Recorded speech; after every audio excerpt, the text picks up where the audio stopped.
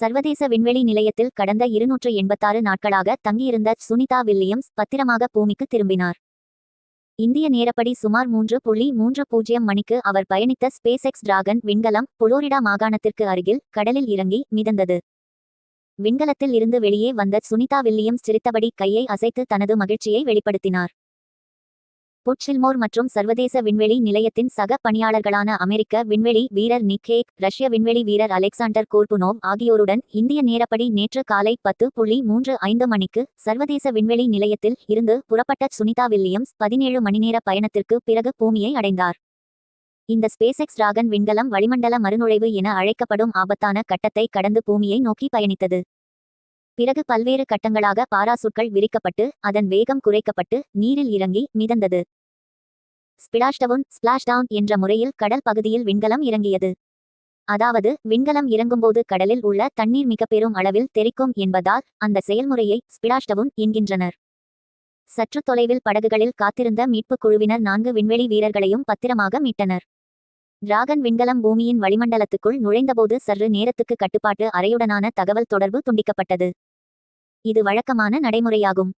அப்போது விண்கலத்தை சுற்றி 1927 டிகிரி செல்சியஸ் வெப்பநிலை இருந்தது. டிராகன் விண்கலத்தின் வெப்பத்தடுப்பு ஓடுகள் உள்ளே இருந்த விண்வெளி வீரர்களை பாதுகாத்தன. சிறிது நேரத்துக்கு பிறகு தகவல் தொடர்பு மீட்கப்பட்டு கடலில் இறங்குவதற்கான பணிகள் தொடங்கப்பட்டன. தன்னிச்சையாக விண்கலம் பூமியை நோக்கி விரைந்தது. அப்போது விண்கலம் சுமார் 27,000 கிலோமீட்டர் வேகத்தில் வந்து கொண்டிருந்தது.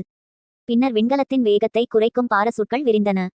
நாசாவின் கேமராக்களில் இந்த நிகழ்வுகள் தெளிவாக படம்பிடிக்கப்பட்டன. பின்னர் படிப்படியாக வேகம் குறைக்கப்பட்டு கடலில் வந்து விழுந்த விண்கலத்தை நாசாவின் மீட்பு படகுகள் பத்திரமாக கப்பலுக்கு எடுத்து வந்தன. விண்கலம் கடலில் விழுந்தபோது அதை சுற்றி பல டால்பின்கள் மேற்புறத்தில் நீந்திக் கொண்டிருந்தது நாசாவின் கேமராக்கள் காட்டின. அது மீட்புக் குழுவுக்கு கிடைத்த பெருமை என்று நாசா விஞ்ஞானிகள் நகைச்சுவையாக கூறினர். கடலில் இருந்து விண்கலம் மீட்பு படகில் ஏற்றப்பட்டபோது அதில் இருந்த கடல் நீர் கொப்பளித்து வெளியேறியது. சுனிதா வில்லியம்ஸும் புட்சில்மோரும் திட்டமிடப்பட்ட 8 நாட்களை விட அதிக நாட்கள், அதாவது சுமார் 286 நாட்கள் விண்வெளியில் தங்க நேரிட்டது. இருவரும் விண்வெளியில் சிக்கித் தவிப்பதாக விவரிக்கப்பட்ட போதிலும் அது ஒருபோதும் உண்மையில்லை. ஏனெனில் கப்பல்களில் உள்ள உயிர் காக்கும் படகுகள் போலவே சர்வதேச விண்வெளி நிலையத்திலும் ஒரு விண்கலம் அவசர கால பயன்பாட்டிற்காக எப்போதும் இணைந்தே இருக்கும். போயிங் ஸ்டார்லைனர் விண்கலத்தில் ஏற்பட்ட கோளாறால் மிகுந்த எச்சரிக்கையுடன் செயல்பட்ட நாசா, சுனிதா வில்லியம்ஸ் உள்ளிட்ட விண்வெளி வீரர்களின் பாதுகாப்பு கருதி அதே விண்கலத்தில் பூமிக்கு திரும்புவதை தவிர்த்துவிட்டது. அதற்கு பதிலாக அவர்கள் இருவரும் சர்வதேச விண்வெளி நிலையத்திலேயே தொடர்ந்து தங்கியிருக்கவும், ஏற்கனவே திட்டமிட்டபடி பூமியில் இருந்து செல்லும் அடுத்த விண்கலத்தில் இருவரும் பூமிக்கு அழைத்து வரவும் நாசா தீர்மானித்தது. நாசாவின் இந்த முடிவே சுனிதா வில்லியம்ஸ் பூமிக்கு திரும்புவதை மாதக்கணக்கில் தள்ளிப்போட்டது.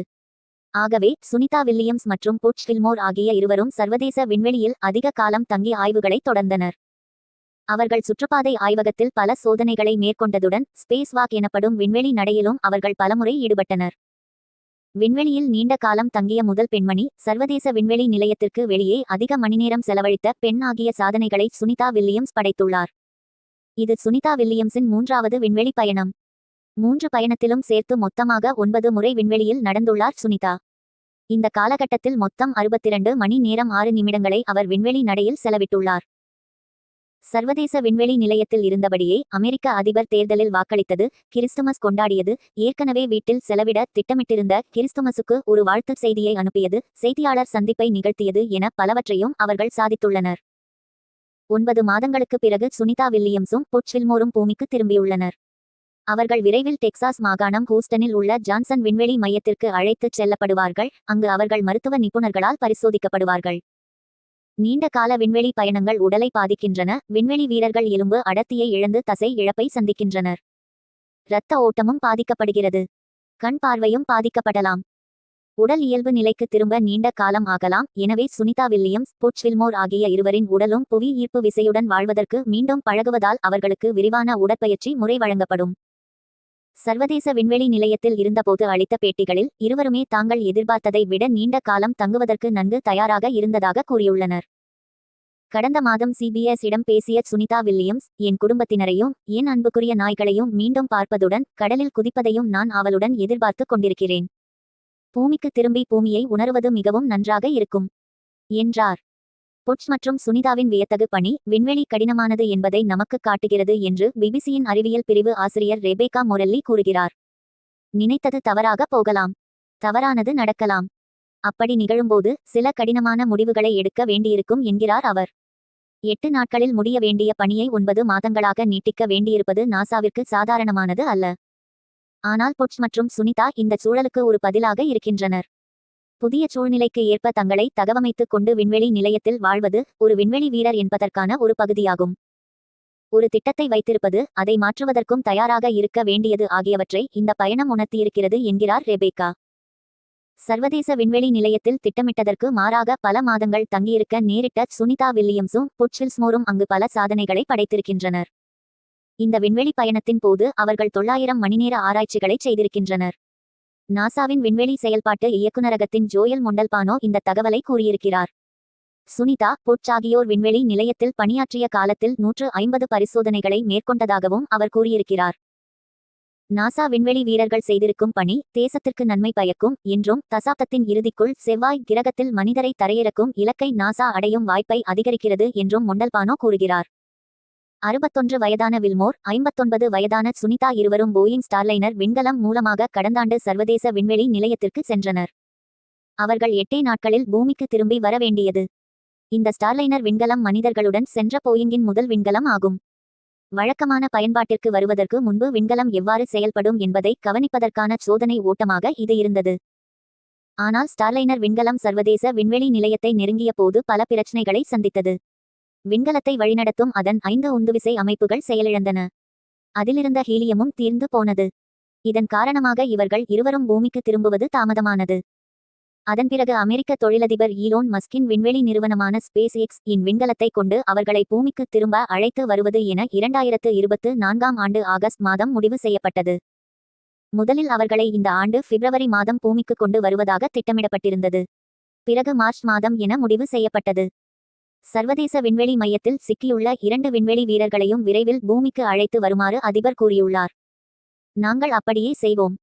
பைடன் நிர்வாகம் இத்தனை காலம் அவர்களை அங்கேயே விட்டுவிட்டது மிகவும் மோசமானது என்று ஈலோன் மஸ்க் தமது எக்ஸ் தளத்தில் பதிவிட்டார்.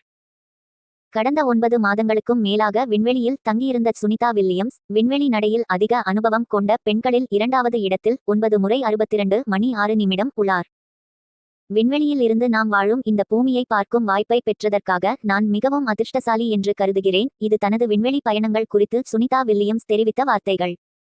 தற்போது வெற்றிகரமாக மற்றுமொரு நீண்ட விண்வெளி பயணத்தை நிறைவு செய்து பூமிக்கு திரும்பியுள்ள இவருக்கு உலகெங்கிலும் வாழ்த்துகளும் வரவேற்புகளும் குவிந்து வருகிறது. சுனிதா லின் வில்லியம்ஸ் இந்திய வம்சாவளியைச் சேர்ந்த 2வது அமெரிக்க விண்வெளி வீரர். கல்பனா சாவ்லாவுக்கு அடுத்தபடியாக சர்வதேச விண்வெளி நிலையத்தின் எக்ஸ்பெடிஷன் -14 குழுவில் இந்திய வம்சாவளியைச் சேர்ந்த சுனிதாவை நாசா சேர்த்துக் கொண்டது. 1965ஆம் ஆண்டு அமெரிக்காவின் ஓஹியோ மாகாணத்தில் பிறந்தவர் சுனிதா. அவருடைய அப்பா தீபக் பாண்டியா குஜராத் மாநிலத்தின் ஆமதாபாத்தை பூர்வீகமாக கொண்டவர். தீபக் பாண்டியா 1958ஆம் ஆண்டு அமெரிக்காவில் குடியேறினார். சுனிதாவின் அம்மா போனி பாண்டியா. சுனிதாவின் கணவர் மைக்கேல் வில்லியம்ஸ். அவரும் ஒரு விமானியாக பணியாற்றியவர். தற்போது அவர் காவல்துறையில் பணியாற்றி வருகிறார். 1998ஆம் ஆண்டு நாசா சுனிதாவை விண்வெளி வீரராக தேர்வு செய்தது. சுனிதா அமெரிக்க கடற்படை அகாடமியில் முதுகலை பட்டம் பெற்றவர். அவர் ஒரு திறமையான போர் விமானி என்று குறிப்பிடுகிறார் உள்ளூர் பத்திரிகையாளர் சலீம் ரிஸ்வி. சுனிதா இதுவரை 30 வகையான விமானங்களை இயக்கியுள்ளார்.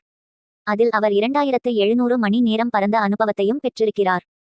படிப்பை முடித்த சுனிதா வில்லியம்ஸ் கடற்படையில் விமானியாக தன்னுடைய பணியை துவங்கினார்.